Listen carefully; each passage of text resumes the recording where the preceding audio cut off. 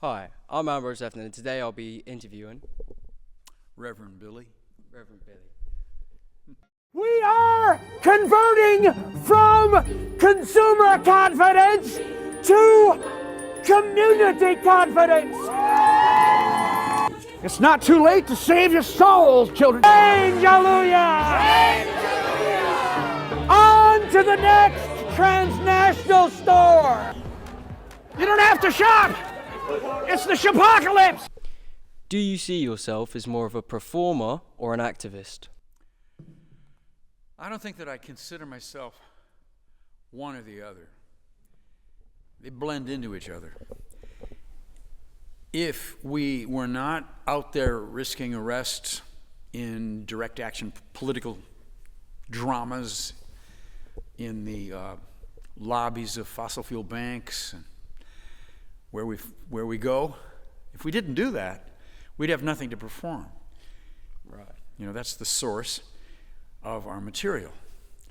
And obviously the knowledge that we will be on stage, that we will be performing, it comes into our attitude, our delivery inside the fossil fuel bank. So I don't shut one off and start the other one. Is it almost they work hand in hand, simultaneously? How did you first get into activism? I think it came from war, the Vietnam War.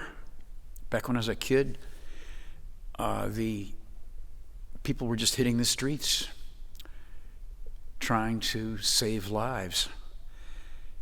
And that's the big jump, is just going into the commons, going into public space.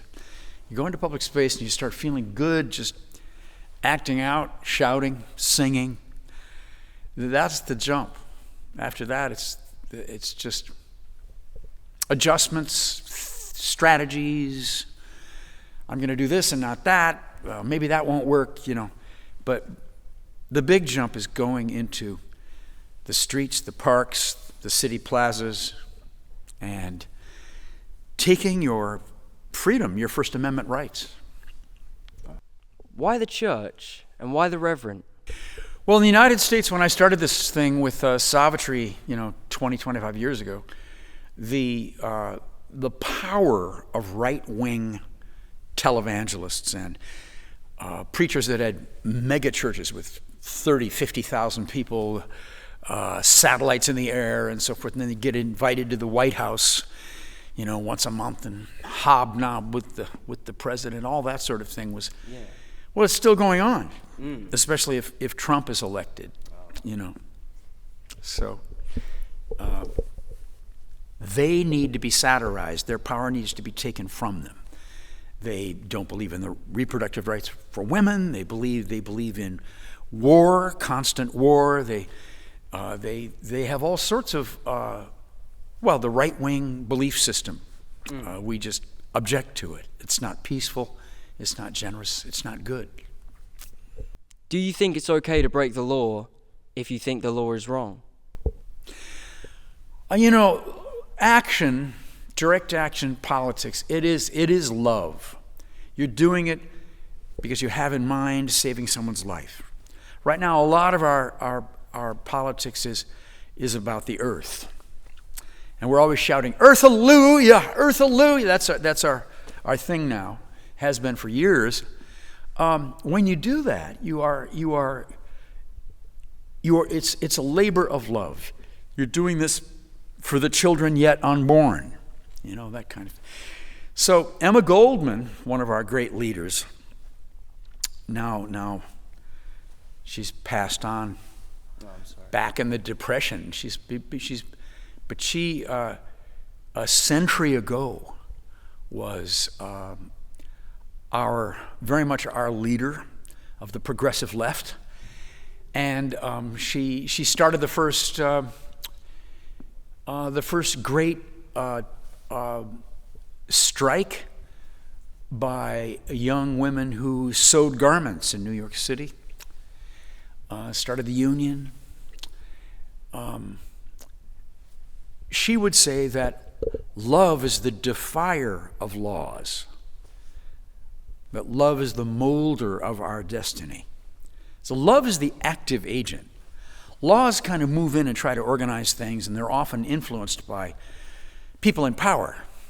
Now, right now, the people in power are people who are putting toxins in the air.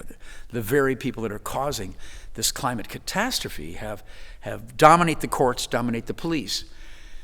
So, we're in a position where we really do need to break their idea of the law with our idea of love. And hopefully over time, love will remake the law. Do you feel hopeful for the world's future? Hope is a four-letter word. It's not a strong enough thing to want. Hope is weak. You've got to demand change, not hope for change. You've got to make change, not hope for change. Hope feels like you're just sitting there watching. So I would motivate with a little more power than just hope. Take control of your own destiny. Absolutely. Hope might be the first step for some people, but you've got to move on from there. Yeah. Earth-alleluia. What would your advice be to the next generation? Take your signals from the earth. The earth is a living being. The earth cultures that we destroyed, we stole their land from them. They always say to us, the earth is a conscious being. The earth is a spirit. The earth is life making life. I would say, let's take our signals from the earth. Let's learn to communicate with the earth. Let's learn to listen to what the earth has to say. Not easy for those of us who are children of the Industrial Revolution to do that, but that's what we need to try to do. Earth-alleluia. That's all the time we have today. Thank you so much for joining us, Billy. Have a wonderful afternoon. Glad to be here. Thank you so much. Earth-alleluia.